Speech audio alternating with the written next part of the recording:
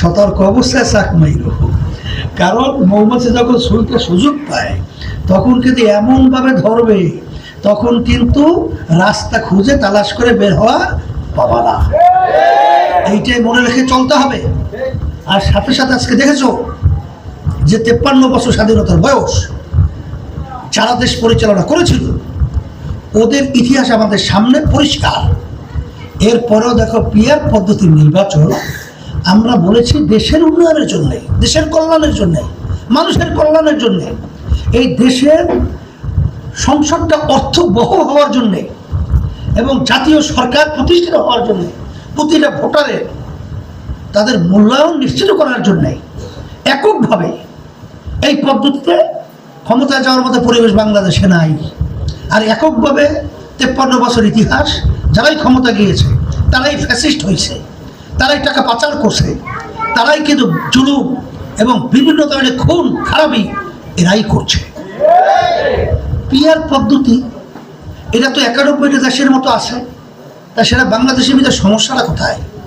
আপনারা রাজি হচ্ছেন না কেন?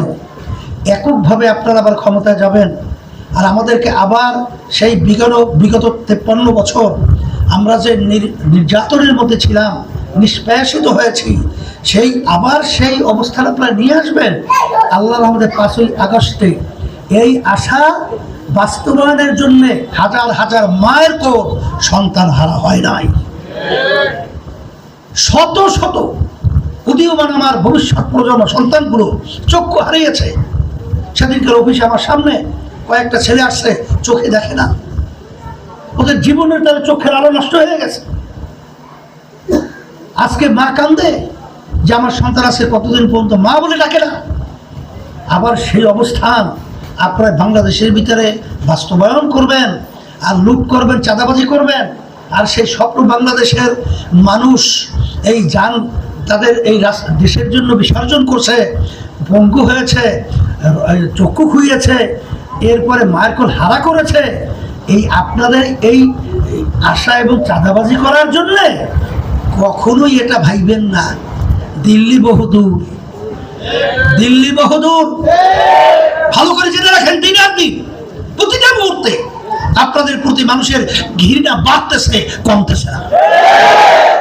সেই হিসেবে আমি বলবো, যারা দেশপ্রেমিক রয়েছেন আমরা সবাই একাকার হয়ে ক্ষমতা প্রেমিকদেরকে এই বাংলাদেশের থেকে উৎখাত করতে হবে।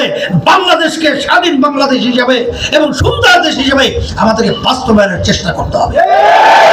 এখন যুবকদেরকে আমি বলবো যে তোমরা ইসলামী আন্দোলন, যুব আন্দোলনে যোগদান করেছো, এখন এই সংগঠনটা তোমাদের। এখন এটা কিভাবে তোমরা আগিয়ে নেবা, এটাকে কিভাবে তোমরা সর্বত্র সুন্দর পরিবেশ তৈরি করবা, এই দায়িত্বটা কিন্তু তোমাদের। এই দায়িত্ব আমি যাই ঘরে ঘরে করবো না, আমি শুধুমাত্র আমি দায়িত্ব পালন করছি। আর তোমাদেরকে পরিষ্কারভাবে বলছি, তোমাদের কার্যক্রম অল্প দিনের ব্যবধানে ইসলামী আন্দোলন, যুব আন্দোলন, ছাত্র আন্দোলন, শ্রমিক সবের কার্যক্রমে আমি মাশাআল্লাহ অত্যন্ত খুশি হয়েছি এবং আল্লাহ বরকতও দান করতেছেন এবং তোমাদের আন্তরিকতা বাড়তেছে আর তোমাদের প্রতি আমাদের আন্তরিকতা আরও বাড়তেছে। আল্লাহ রাব্বুল আলামিন আমাদেরকে একাকার হয়ে দেশের পক্ষে, ইসলামের পক্ষে, মানবতার কল্যাণের পক্ষে আল্লাহ যেন আমাদেরকে কাজ করার তৌফিক দান করেন, এই দোয়াই আমরা করব। আর তোমাদের জন্য আমরা দোয়া করি। আর আজকে অনুষ্ঠানকে আল্লাহ কবুল করে রাখ। আল্লাহুম্মা আমিন। রব্বানা আতিনা ফিদ দুনিয়া হাসানা ওয়া ফিল আখিরাতি হাসানা ওয়া কিনা আযাবান নার।